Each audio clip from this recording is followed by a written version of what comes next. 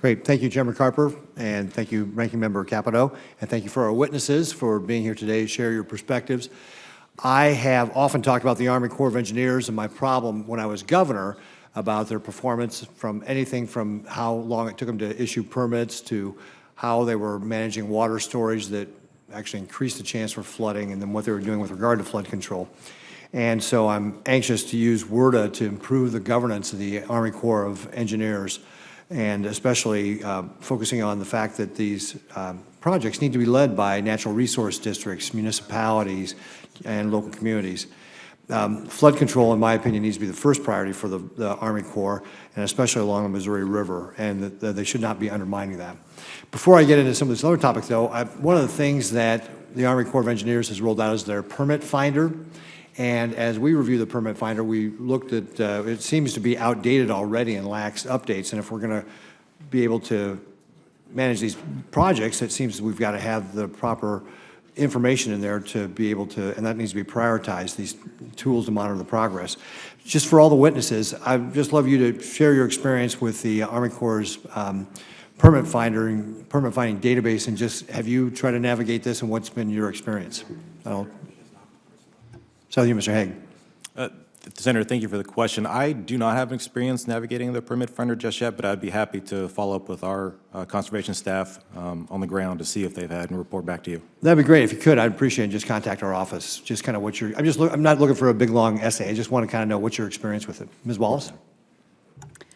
We've also not had experience with the permit finder database. I didn't know it existed. Oh, okay. You didn't even know it existed. Okay, maybe that's part of the problem with the Army Corps of Engineers. They need to get that tool out there. Maybe that's why they're not updating it, because nobody knows it exists. Mr. Haas. Yes, sir. Thank you, Senator. We do have a little experience with the permit finder database, and have found it actually generally to be relatively good in our case.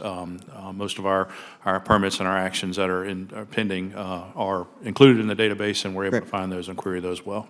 Well, I would also note that while I've had problems with the Army Corps in the past, the relationship between the state of Nebraska and the Army Corps is improving with the leadership we've had there for the last couple of colonels that have come in through. So that's been a good deal. I think we got Colonel Hudson, Colonel Neubauer have all done a good job.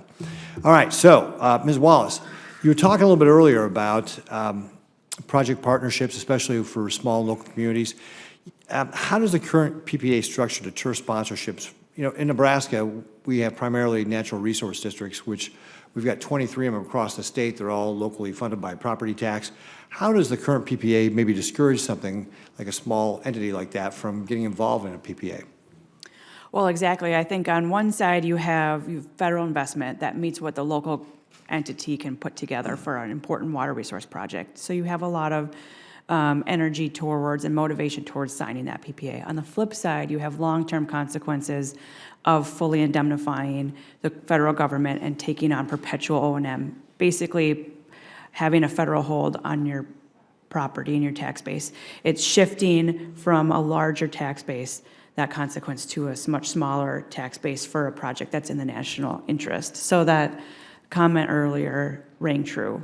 Who is that tax base, and can they afford it, the project? Right, so maybe you can expand upon that a little bit, just about if you're a small taxing base and you're attempting a big project and you have to take on full liability for the operations and the maintenance, as well as any sort of problems, especially, you said, right, 35% the way through the project, you're actually taking this on. Talk about that a little bit more if you could. Like, have you seen specific instances of that where communities or small entities have said, hey, we're not going to do this because it's just too much?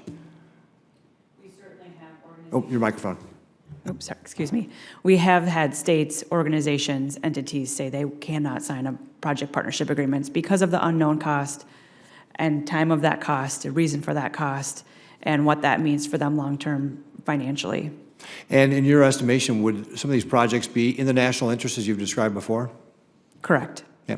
So the idea here is that we've got small entities where you're taking the local property taxpayers, in the case of Nebraska, would have to take on these huge responsibilities to be able to meet the current requirements, and that's just not going to be possible sometimes. So maybe projects that are in the national interest are not being done because of the requirement to have that local participation. Is that fair?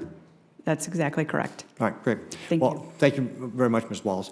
Again, I think that Mr. Haas also mentioned this about just the flexibility, having flexibility with the Corps. Certainly my experience as governor was the Corps often has its rules and does not feel like it has the flexibility to be able to change those, to get up the chain of command, takes time, all that sort of thing. So I think there's some opportunities here for us to be able to take a look at that and see what we can do. And I appreciate your comment about having the local districts have more flexibility in negotiating these agreements, because they're the ones that are on the ground there. And certainly when you've got local entities, they know exactly what their communities need. So I think more flexibility would also help us be able to get that done faster. So thank you. Thank you.